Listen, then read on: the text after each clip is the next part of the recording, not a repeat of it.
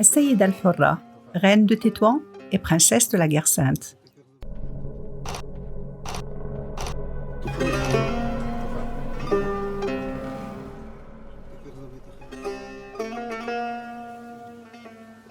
Nous sommes à Chefchaouen, ville fondée par Ali ibn Rachid sur la route du pèlerinage de l'ancêtre Jbel Allam en tant que forteresse pour les tribus voisines et centre de résistance contre les occupants ibères.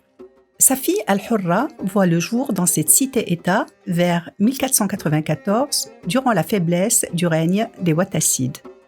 Sa mère est une Espagnole, née Catarina Fernandez, devenue Lalla Zahra, issue de Vejer de la Frontera dans la province de Cadix. Les sources restent muettes sur des pans entiers de l'enfance d'Al-Hurra. Même son prénom ne fait pas l'unanimité, donnant tantôt Fatima, tantôt Aïcha, mais imposant pour tous son surnom de Sayyida al-Hurra, littéralement la dame libre.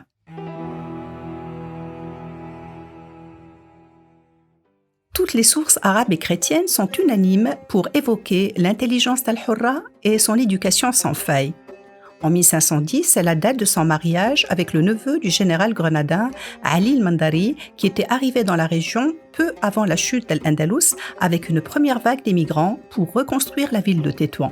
Sans doute faut-il voir dans cette union une consolidation des relations entre deux familles d'influence faisant front commun contre l'occupation chrétienne.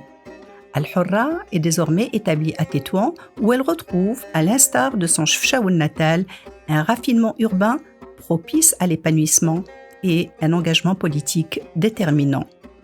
À la mort du fondateur de Tétouan, vers 1504, c'est son neveu Ali al-Mandari qui prend les commandes en gouvernant Tétouan et en poursuivant la lutte contre les Ibères. Certains auteurs pensent qu'Al-Hurra a co-régné sur Tétouan auprès de son époux depuis leur union en 1510, le remplaçant dans la gestion des affaires alors qu'il se trouvait sans cesse en mouvement dans le cadre de ses opérations militaires. Mais c'est certainement avec la mort de son époux en 1518 qu'Al-Hurra a gouverné d'abord auprès de son frère Ibrahim, qui lui aurait ensuite cédé la gestion de la ville en 1525.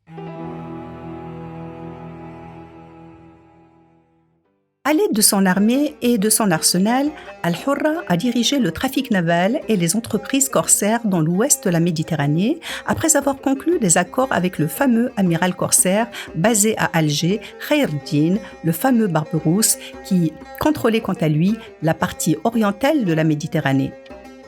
Al-Hurra arme ainsi des navires pour la course mouillés à l'embouchure du fleuve Martil et mène avec lui des opérations combinées.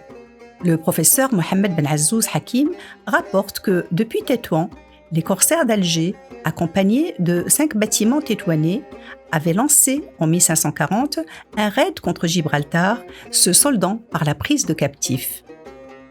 D'autres opérations suivent dans un contexte où le phénomène des captifs était en vogue des deux côtés de la Méditerranée en tant que moyen de pression politique et une source de revenus. En ce sens, parmi les faits d'armes d'Al-Hurra, dites nobles dames dans les correspondances chrétiennes, la capture de plusieurs prisonniers dont elle a pu négocier la libération avec les Portugais. Les corsaires d'Al-Hurra ont également causé des dommages aux navires portugais de la ville de Ceuta occupée, ainsi qu'aux flottes ibères de passage dans le détroit de Gibraltar.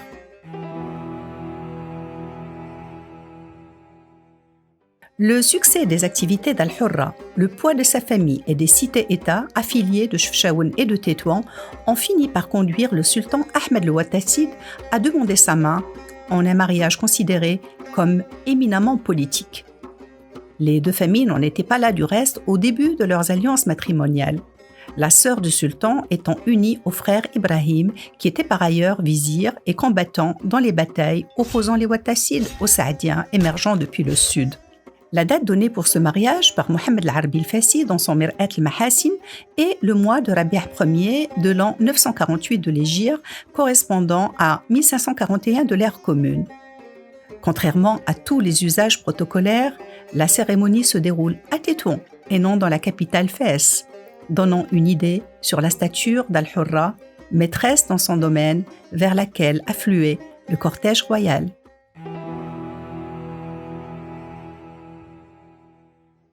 C'est donc à Tétouan qu'Al-Hurra continue à résider, chargé par son époux royal des relations avec les Portugais et s'occupant d'autres affaires étrangères. Mais cette pleine jouissance du pouvoir ne pouvait se poursuivre sans provoquer quelques ombrages. L'année 1542 sera ainsi celle de son éviction par un membre de l'aristocratie grenadine représenté par Mohamed Hassan al-Mandari qui avait quitté Fès où il résidait en direction de Tétouan. Là, il expulse Al-Hurra, confisque tous ses biens et rompt les liens avec ce qui restait du pouvoir central à Fès. Il ne restait plus à la noble fille de Chefchaouen qu'à retourner dans son berceau, rester aux mains de sa famille, diriger en toute indépendance jusqu'à l'arrivée du sultan saadien Abdullah al-Ghalib en 1561.